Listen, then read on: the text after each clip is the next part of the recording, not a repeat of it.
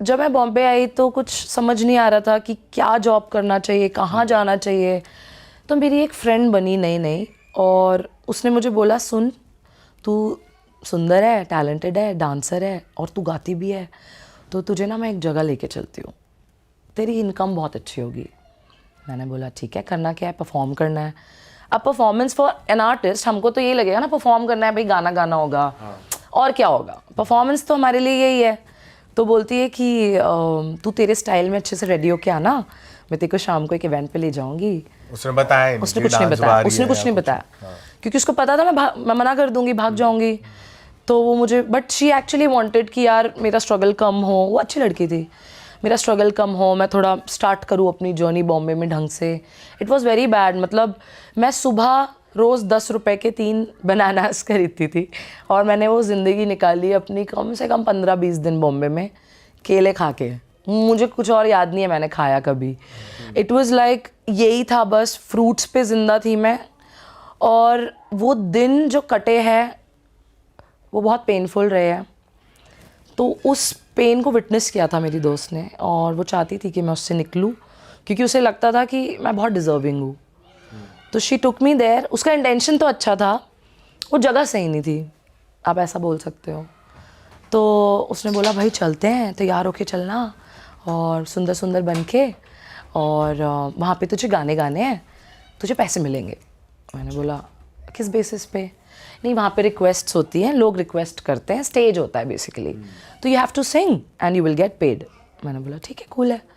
तो यार अब रात को 10-10:30 बजे वो मुझे लेके जाती है, हम ग्रीन रूम अंदर पीछे गली, मतलब बाहर का जो एंट्रेंस है वो एक एंट्रेंस है, बट पीछे से एक गली जा रही है, यू नो। तो वो मुझे पीछे से लेके गई और सीधे हम ग्रीन रूम में घुस गए डांस बार के, जहाँ पे बड़ी अजीब अजीब लड़कियाँ बैठी हुई है। कैसी अजीब, क्या कर रही है?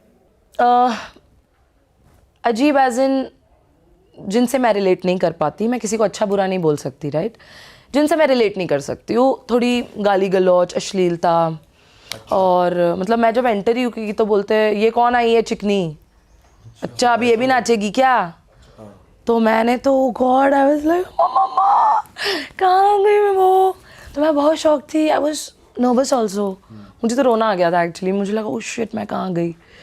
तो बोलते हैं अरे बैठ कर चिल कर दारू वारू पी, सब सही रहेगा, नहीं है ना तू। And I was like oh my God ये क्या है। फिर मुझे उसने बोला कि उस लड़की ने, वो खुद डांसर थी यहाँ पे, उस सबसे छुपा के रखा था उसने, किसी को नहीं पता था वो क्या काम करती है। देन शी टोल्ड मी कि देख हम यहाँ काम करते हैं, तू यहाँ बहुत पैसे बना सकती है और तू डिसाइड कर। तो बोलते हैं कि आज रात तू परफॉर्म कर, हम तेरे को अपने स्पेशल, जो हमारे जो स्पेशल कस्टमर्स आते हैं, बड़े टेबल्स जो होते हैं, बड़े टेबल्स एज इन बड़े लोग जो बड़ा पैसा लेके बैठते हैं बड़े टेबल्स पे। कितना बड़ा पैसा लेके बैठते हैं? वो कोई लिमिट नहीं है उसकी। 31 दिसंबर in dance bars, new year's 50 lakh, 1 crore, 1.5 crore भी उड़े हैं। अच्छा, by one person on one girl. ये एक क्रेज है, डांस बार का एक अलग ही क्रेज है। वहाँ पे लोग बर्बाद क्यों होते हैं? क्योंकि आप गए हैं कभी, आप लोग? कभी नहीं गया, पता ही नहीं। नॉलेज के लिए, जैसे लोग जब शूट करना होता है तो जाते हैं, go and have a look age male your guys, right? आप उस नज़र से जाके देखो कि चल क्या रहा है, आपको सब समझ आएगा। मतलब वहाँ लोग से आई होती हैं लड़कियां वहाँ पर? Different parts of the world. India से तो ज़्यादातर होती है, बाहर से भी आती है गर्ल्स।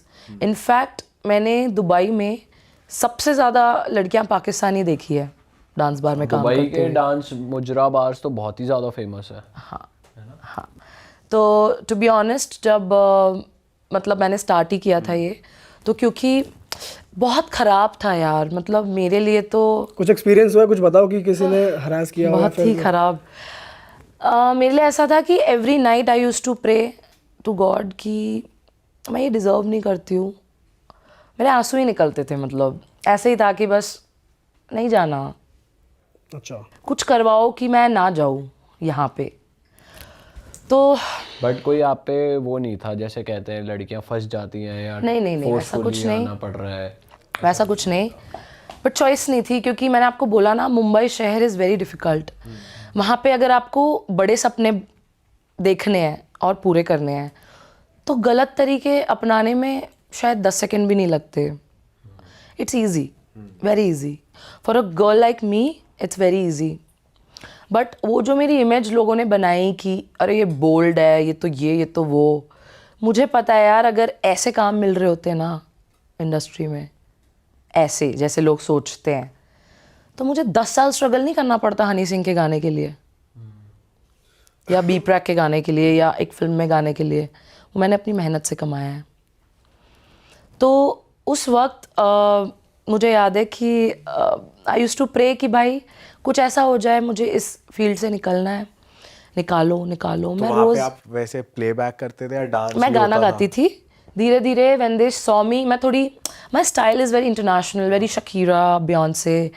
तो मैं वहाँ से बहुत डिफरेंट दिखती थी लोगों को. वहाँ लड़कियाँ घाघरा चोली एंड ऑल, वो लहंगा वहंगा पहन के, साड़ी डीप नेक, एकदम बिल्कुल ही अश्लील, और एकदम आदमी की गोदी में ही बैठ जाते थे जाके. यार oh my God, it was such a trauma. मतलब जब मैंने पहली बार थोड़ा ज़्यादा अश्लील देखा था तो मैं तो बहुत रोई थी घर जाके कि शिट, मैं क्या कर रही हूँ, मैं कहाँ आ गई हूँ, ये मुझे कहाँ ले आया ऊपर वाला. इतना अश्लील वहाँ पे हो रहा था यार मुझे याद है एक कॉर्नर था. आई रिमेंबर कि मैं स्टेज पे खड़ी थी, एक बंदा आया, बड़ा डिसेंट सा था, ऐसा मुझे लगा वो डिसेंट है. तो उसने मुझे ऐसे 5,000 के कुछ 10-11 नोट पकड़ाए हाथ में और चला गया, क्योंकि उसने मुझसे गाना गवाया था. उसके बाद बिल्कुल 10-15 सेकेंड बाद वो एक टेबल पे जाके बैठता है और इशारा करता है एक लड़की को, और वो लड़की होगी 35 इयर्स की, 33, 34, 35, है ना, काफ़ी हैवी बिल्ट. दिस मैन, और वो खुद बिल्कुल बेसिक नॉर्मल लड़का, मतलब उस पर चढ़ जाए तो वो दब ही जाएगा, गायब हो जाएगा, ऐसा सा सीन. बट आप शौक देखो इंसान के कि वो इशारा करके उसको बुलाता है, बाहर वाले लोगों को बोलता है मुझे कॉर्नर वाला टेबल दो. And this man go there and sit at the corner, बिल्कुल कोने में. और वो लड़की आती है बहुत सारा पैसा लेके, एकदम टेबल पे कैश वैश. अब वो लड़की, वहाँ की लड़कियाँ, ऐसा होता है कि you have to call them every day. हाँ जानू, आ रहे हो ना आज? अच्छा, बेबी और सबके कहाँ अपने हो? अपने क्लाइंट्स हैं. बेबी आज कितने पैसे उड़ाओगे? तो वहाँ पे ये सब कनेक्शन कॉन्वर्जेशंस बन होते जाते हैं. हैं वहाँ पे आते आते. जैसे सपोज आज मैं परफॉर्म कर रही हूँ, कुछ लोग आए, उन्होंने मुझे देखा, उनको मैं अच्छी लगी. बाहर में लोग बर्बाद क्यों होते हैं? क्योंकि लड़की का चेहरा और शरीर, वो दोनों से खेलते हैं वहाँ पे. हम जैसे लोग जो वहाँ सिर्फ पैसे कमाने मजबूरी में गए, अपना काम करते हैं, जाएंगे, परफॉर्म किया, आ गए घर. नेटवर्किंग नहीं कर रहे थे हम. मैं नेटवर्किंग की नहीं कर रही थी वहाँ पे कि मैंने अपने 4 क्लाइंट्स बना लिए और मैं उनको रोज़ कॉल करके बुला रही हूँ कि आ जाओ, आज ये आज वो. वहाँ पे ऐसा भी होता है कि पैम्पर करने के लिए अपनी गर्लफ्रेंड्स को, सपोज़ आज आप नहीं आ पाए, है ना, तो आप पैसे भेज दोगे. सपोज़ जैसे 4 लोग आए हैं, है ना, और वो लड़की खड़ी है, उसको आप सेंटर में खड़ा कर दो. अब उसका काम है देखना कि कौन कौन उसको देख रहा है. तो ऑफ कोर्स सभी देख रहे होंगे, बट जो लोग उससे कुछ करवाना चाह रहे हैं, या तो डांस करवाना चाह रहे हैं, या तो बात करना चाह रहे हैं, या तो नंबर लेना चाह रहे हैं, तो वहाँ की लड़कियाँ बहुत स्मार्ट हैं. नंबर तो ऐसे नहीं देती जब तक कि उन पर अच्छा खासा पैसा लोग ना उड़ा दे, है ना, तब तक they are very smart, they are there for business. मुझे पता है कि बाहर की लड़कियों को मैंने देखा है, 4-4, 5-5 घर ले रखे हैं, बड़े बड़े फ्लैट्स है, BMW, ऑडी, क्या नहीं है. एक सेलिब्रिटी की जो लाइफ होती है, इट्स जस्ट कि उनके पास क्लास नहीं है और एजुकेशन नहीं है, दैट्स इट. बस लोग जो पैसा उड़ा रहे हैं वो उनके पास आ रहे हैं, सब जो है, भी बिल्कुल. उनको टिप दे के जाते हाँ हैं, उससे बिल्कुल, इतना बढ़िया कर बिल्कुल. टिप के अलावा डांस बार में जो पैसा उड़ाया जाता है वो लड़की के पास जाता है या क्लब रखता है, कैसा रहता है? 60-40 पर डिपेंड करता है, आर्टिस्ट टू आर्टिस्ट. नया आर्टिस्ट है तो सैलरी पे रख लेते हैं कि नई लड़कियां हैं, अभी सैलरी कितनी होती सीखेंगी. है एक लड़की की वहाँ पे? वो नहीं, मतलब डिपेंड करता है, जो भी उनका होगा प्रोफाइल वैसा. आपको कितने देर थे उस टाइम? मैं तो परफॉर्मिंग आर्टिस्ट ही हूँ, मतलब I am a good dancer, good singer. तो मैंने तो बोला था 60-40 करने के लिए, और एक टाइम बाद जब अच्छा पैसा हमने बनाया था तो फिर मैं 70-30 पे भी आई थी. कितना टाइम काम करा आपने? मैंने एग्जैक्टली टोटल 1.5 साल काम किया था, और वो छोड़ने के बाद ही फिर, क्योंकि पैसे कमाने के बाद मैंने वो जगह छोड़ दी. बट सिंस आपको सर्वाइवल के लिए कुछ नहीं मिल रहा था, आप एक जगह पहुंच गए, राइट. बट जब आपको ये दिखा कि यार मेरा महीने का गुजारा हो जाएगा, तो आप निकल भी तो सकते थे वहाँ से. नहीं होता ऐसा. सो आई टेल यू, बॉम्बे एक अलग शहर है, वहाँ पे जैसे दिल्ली है, उसके मंथली आपके कुछ एक्सपेंसेस होते होंगे, इससे ज़्यादा क्या ही करेंगे, उसके बाद लग्जरी आ जाती है। बॉम्बे में बेसिक मतलब आपको रेंट्स तो पता ही होगा, है ना। तो अगर यहाँ पे एक रूम 1 रूम किचन मुझे 10,000 का मिल रहा है, वहाँ 1 रूम किचन मुझे शायद 20,000 का मिलेगा, या और फर्निश्ड में मैं जाऊँगी तो 30,000 का मिलेगा, 35,000 का मिलेगा। आप क्या कमाओगे? आपके ज़्यादा पैसे तो रेंट में चले गए, बेसिक एक छत। उसके बाद अगर आप एक आर्टिस्ट हो, या आप सिंगर हो, डांसर हो, या आप चलो बार में भी काम कर रहे हो, you need to do fashion. आपके पास अच्छे कपड़े होने चाहिए, आपको अच्छा दिखना है, रोज़ अच्छा मेकअप चाहिए, अच्छे लुक्स चाहिए। वही चीज़ आपको पैसा कमा के देगी। तो इट्स इन्वेस्टमेंट ऑल्सो। क्या होता था तब, मैं अपने फ्यूचर को सिक्योर करने का मेरा थॉट था। मतलब मेरा वो कभी भी नहीं था कि मैं अब यहाँ आ गई हूँ, कंफर्टेबल ज़िंदगी मिल गई है, वरना मैं कभी स्प्लिट्सविला नहीं करती। मैं जब तक वहाँ काम किया है मैंने 1.5 साल ऑडिशंस भी किए। मैं ऑडिशंस भी गई हूँ, मैं एक्टिंग के ऑडिशंस भी गई हूँ, मैं सिंगिंग के ऑडिशंस मैंने कभी नहीं दिए, बट मैंने जगह जगह काफ़ी जगह हो जाके मेहनत की है। बट मुझे पता चलता था कि नहीं यार, मतलब एक वक्त आएगा जब तुझे छोड़ना पड़ेगा, पैसे जमा कर ले अभी। एक वक्त आएगा जब तुझे तेरा म्यूज़िक स्टार्ट करना होगा ना, तब तुझे पैसे लगेंगे। वो मेरा दिमाग था मेरे लिए कि एक बार कर और निकल जाए इस जगह पर से। ये नहीं है आपके माइंड में, जैसे कैफेज में हम देखते हैं कि कुछ लोग कर रहे होते हैं सिंगिंग, यार आप समझो ना, I was too talented for that. बहुत टैलेंट था। तो वो जगह देखो, मैं समझती हूँ, फिर भी डांस बार में गाने से तो ज्यादा अच्छा नहीं, देखो ये तो कह सकते हैं कि आपको पैसे कमाने में मजा आ रहा था। मेरा टैलेंट, मैं वहाँ गई क्यों आप ये देखो ना कि टैलेंटेड लोग तो इंस्टाग्राम पे वीडियो बना रहे हैं फ्री में अपने घर से। तब नहीं था इंस्टाग्राम का ट्रेंड। कौन से साल की बात है? 2014 तब नया आया था। 2015 तक आ गया था। मैं स्प्लिट्सविला करके निकली थी, तब इंस्टाग्राम नया आया ही था। हाँ, बट म्यूजिक लेबल्स को अप्रोच करना वो सब कर रहे थे आप? नहीं पता था ना, नहीं थी, बिल्कुल आई ही थी बॉम्बे, तब एंटर ही की थी, कुछ भी नहीं पता था उस क्या शहर ऐसा के कुछ बारे था में। कि उस डांस बार में काम करने के लिए आपकी दोस्त का इन्फ्लुएंस था बहुत ज्यादा, वो आपको प्रेशर कर रही थी? वो मुझे लेके गई थी, वो मुझे लेके गई थी कि मैं बताती हूँ मैं वहाँ क्यों रुकी। मुझे पता था, देखिए मैं बहुत स्मार्ट हूँ, मुझे पता है मुझे किस जगह कितने टाइम रहना है, अगर वो एक गलत जगह भी है, क्योंकि मैं वहाँ गलत जगह जाके कुछ गलत कर नहीं रही थी। मैंने उसको एज अ जॉब लिया कि मैं 4 घंटे के लिए जा रही हूँ, मेरे पास जितने गाने आएंगे मैं स्टेज पे खड़े होके परफॉर्म करूँगी। 4 लोग अगर मुझे बुला रहे हैं तो मैं सिर्फ 2 के पास जाऊँगी डांस करने के लिए, वो भी if they are paying me good, वरना मैं अपनी जगह से नहीं हिलूँगी। ऑफेंड हो रहे हो जाओ, नहीं देखना है मत देखो। बट मुझे पता था कि मुझे आगे अपने ऊपर इन्वेस्ट करना है म्यूज़िक में, उसके लिए पैसे, बहुत सारे रास्ते थे गलत। मतलब बॉम्बे तो ऑफ़र करता है हर रात हर दिन आपको एक अपॉर्चुनिटी मिलती है अपने आप को बर्बाद करने की। यू फॉरगेट योरसेल्फ और बन जाओ जो आपको बनना है, कमाओ पैसे। मेरे लिए वो जगह सिर्फ मेरे टैलेंट का घर था। मेरे साथ वहाँ पे डिसरिस्पेक्ट हुआ, मैं रोई। एक बार हुआ था कि ओके आई टेल यू, एक बार हुआ था कि मैं ऐसे क्यूट सी फ्रॉक पहन के गई थी and I was dancing Shakira, कुछ तो हिप्स डोंट लाई। तो अब वहाँ के लिए ये थोड़ा ज़्यादा क्लासी हो गया है ना। तो वो वहाँ पे कुछ देसी लोग बैठे हुए थे, तो उन्होंने बोला अरे क्या नाच रही है, इसको साड़ी वाड़ी पहनाओ, इसको भेजो अंदर। अभी मेरे लिए आप सोचो कि कहाँ मैं प्रेसिडेंट, कहाँ मैं पुलिस इधर उधर रेप केस लड़ रही हूँ, लड़कियों को इंसाफ दिला रहे हैं, हम एनजीओ में केसेस जा रहे हैं, और वहाँ से सीधा यहाँ और ऑब्जेक्टिफाई कर रहे हैं आप। मतलब आप एक लड़की नहीं हो, मतलब यू आर अ फ्लैश, आपको घूर के देखा जाएगा, आपके बारे में कुछ भी बोला जाएगा। तो यही हो, मतलब ये तो आपको मालूम होगा ना, आप तो इसके लिए प्रिपेयर्ड हो गए कि यार कि जहाँ पर मैं हूँ यहाँ पे यही होने वाला है। प्रिपेयर नहीं थे, टाइम लगता है प्रिपेयर होने में। वी आर नहीं, गर्ल्स। बट जैसे आप फ्रॉक पहन के गए हो तो इसका मतलब ये है ना कि आपका वो भी मन मैं है वो नॉर्मल करने थी का। नहीं, मैं मेरे नॉर्मल कपड़ों में गई थी। वहाँ के कपड़े अलग होते हैं, वहाँ के कपड़े थोड़े ज़्यादा रिवीलिंग होते हैं, थोड़े डीप नेवल, डीप नेक, ये वो। और मुझे पता नहीं क्यों कन्विंस नहीं हो पा रहा मैं कि आप 1.5 साल क्यों रुके वहाँ। या तो पेइंग इतनी अच्छी थी, आप पैसा इतना मोटा छाप रहे थे, कमाया, तो पैसे की आपको आदत लग गई। मतलब सिर्फ पैसा ही एक मोटिवेशन थी। आदत तो नहीं बोलूँगी मैं अपने फ्यूचर को सिक्योर करने के लिए मैंने बट सिंस जो आपका बैकग्राउंड रहा है ना, आपके पास, आप इतने स्ट्रीट स्मार्ट थे, अगर कोई पॉलिटिक्स में है और ऐसे इश्यूज पे जाकर आगे खड़ा हो रहा है, तो वो ऐसा बंदा नहीं है जो किसी की सुन के ले ले या कोई उसे मैंने टच किसी की कर नहीं दे सुनी, या मैंने अपने आप मतलब, की सुनी। पर आप रोज ये विश कर रहे हो कि भाई मैं यहाँ से निकल जाऊं, और आपके जैसा इंसान वहाँ 1.5 साल टिक रहा है, तो ये थोड़ा सा मेरे को, मैं कन्विंस नहीं हो पा रहा, मैं समझ नहीं पा मैं रहा। आपको कन्विंस नहीं नहीं करूंगी। मतलब हाँ, मतलब क्यों ही करोगे? मतलब ये बात डाइजेस्ट नहीं हो पा रही, तो वो डाइजेस्ट करवा दो कुछ चीजें बता के। इट्स फाइन, सबके अपने तरीके होते हैं। मेरा मतलब तरीका ओनली बिल्कुल मनी था रीजन वहाँ बिल्कुल रुकने? बिल्कुल था। ऑफ कोर्स मनी था, ऑफ कोर्स मनी था। उस पैसे से जब मैंने ऑडिशंस दिए और मुझे स्प्लिट्सविला मिला, मैंने उस सीज़न की शॉपिंग की अपने पैसों से।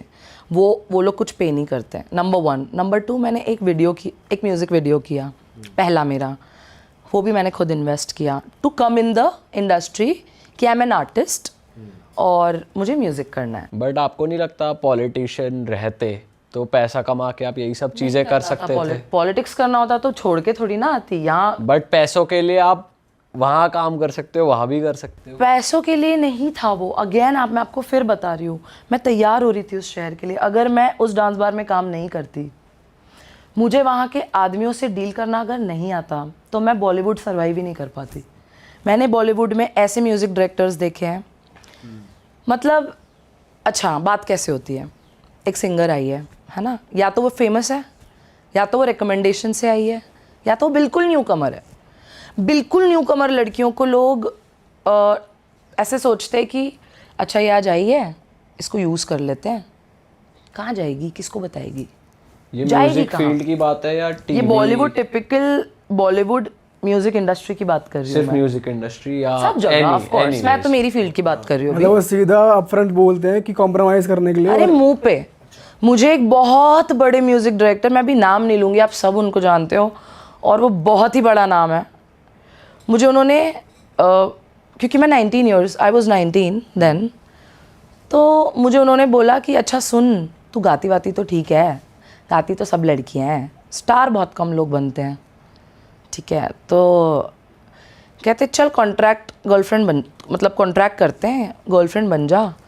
उन्होंने मुझे 1 2 3 4 5 6 नाम बता दिए कि कल तू इधर बैठेगी, इधर बैठेगी, इधर बैठेगी। उन्होंने मुझे सलमान खान के घर का एक्सेस दिया और बोला कि परसों हम सलमान भाई से मीटिंग करेंगे। मतलब आप एक नए बच्चे, एक नई लड़की को, कोई नया लड़का या लड़की, उसके सामने आप ऐसा कुछ रख दो तो उसका दिमाग तो आउट हो जाएगा कि वाओ ये वो, you know, I was very excited. दूसरी बात जब उन्होंने कही कि चलो लेकिन तुमको मेरे साथ कॉन्ट्रैक्ट में रहना पड़ेगा और तुम मेरी गर्लफ्रेंड रहोगी, मैं तुम्हें पूरे बॉलीवुड में घुमाऊंगा एज अ गर्लफ्रेंड, तो तुमको मेरे साथ हर जगह रहना है और तुमको मेरे फ्रेंड्स को एंटरटेन करना है।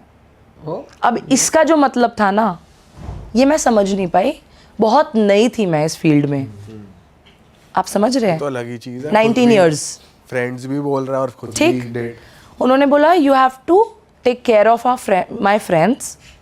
हमारा एक ग्रुप है अपना, मैं आप क्या बताऊँ मैं आपको नाम, मतलब आप लोग शॉक हो जाओगे।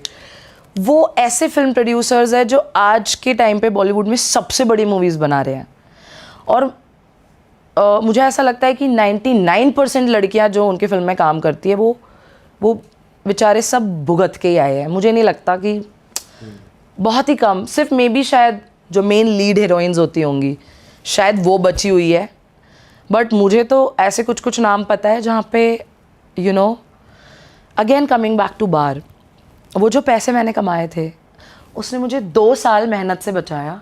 उन 2 सालों में मैंने म्यूज़िक किया, स्प्लिट्सविला किया, दूसरे रियलिटी शोज़ की तैयारी की, क्योंकि मेरे जेब में पैसा था। अगर नहीं होता तो मैं मेरी फील्ड में हाथ पैर नहीं मार पाती।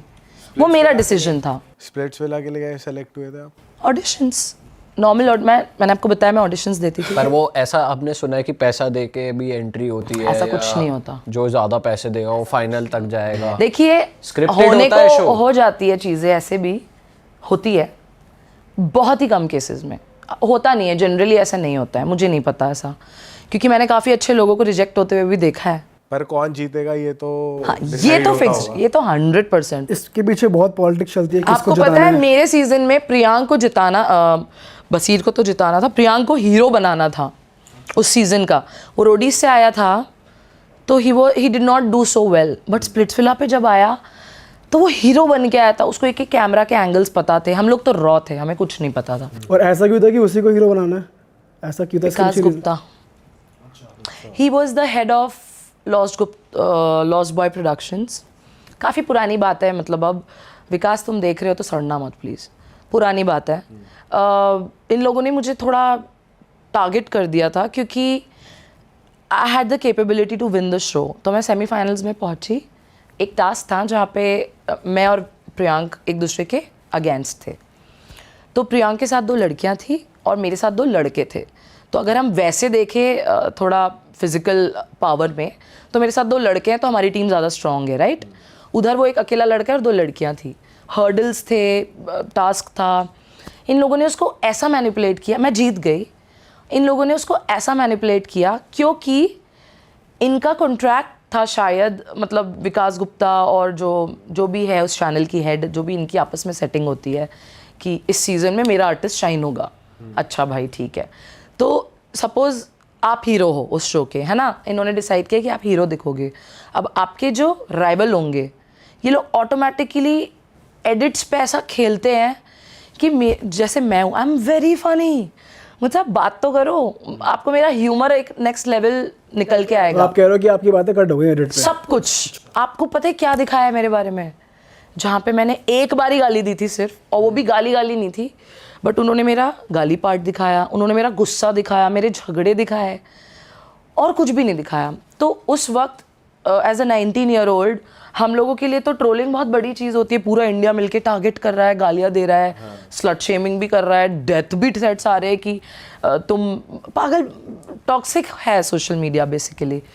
तो हमको तो थ्रेट्स आ जाते थे कि तूने उसके साथ ऐसा क्यों किया, तूने उसको गाली दी, सड़ी बातों पे भी ये सब हुआ। तो दिस मैन, मेरे को इनसे पर्सनली बहुत शिकायत थी कि भाई तुम्हारे बंदे को शाइन करना था तो तुमने चीटिंग करके निकाल दिया मुझे शो से। बंदे को मतलब? They were kind of dating and ऐसा मैंने सुना है, ऐसा मुझे पता भी था तब। उसके बाद का मुझे कुछ नहीं पता, क्योंकि जब ये सारा केस हुआ था एंड मैंने प्रियांक को भी लिया था सीन में, काफ़ी इंटरव्यू और काफ़ी कंट्रोवर्सीज हो गई थी क्योंकि इन लोगों ने मुझे बहुत टारगेट कर दिया था। यार ऐसा है ना, आप किसी चैनल पे जाओ, अगर आप उनकी लिटरली उनकी लैंग्वेज में if you don't lick their feet, आप उनकी चाटोगे नहीं तो वो आपको फ्यूचर शोज़ पे नहीं लेंगे। आपको चाहिए कि रन भाई, प्रिंस भाई, मैम, यही करते रहो, बस ये करते रहो आप। जो ये करेगा उतना ऊपर जाएगा। हाँ, ये सीन है। उनको बुलाएंगे ये लोग। क्योंकि ईगो फीड हो रहा है ना, ईगो फीड हो रहा है, आपको लगातार एक वो दिया जा रहा है, बच्चों से आपको मिल रहा है एक वैलिडेशन, और वो एक फील मिलती है। जिन लोगों ने आपसे मुंह चलाया, या तो उनको ये लोग पोर्ट्रे गलत कर देंगे, दिखाएंगे ऐसा कि आप विलन बन गए, एक तो ये, दूसरा ये लोग आपको काम भी नहीं देंगे, तीसरा विकास गुप्ता जैसे लोग तब काम छीनते थे, रोक लेते थे। मैंने उनको फ़ोन किया 4 जगह फ़ोन करके, अच्छा ऑडिशन देने आई थी, इसको मत लेना। हमारी मेहनत खराब। ऐसे लोग बॉलीवुड में बैठे हुए हैं अभी भी। सुशांत सिंह एक बड़ा केस इसका एग्जाम्पल है।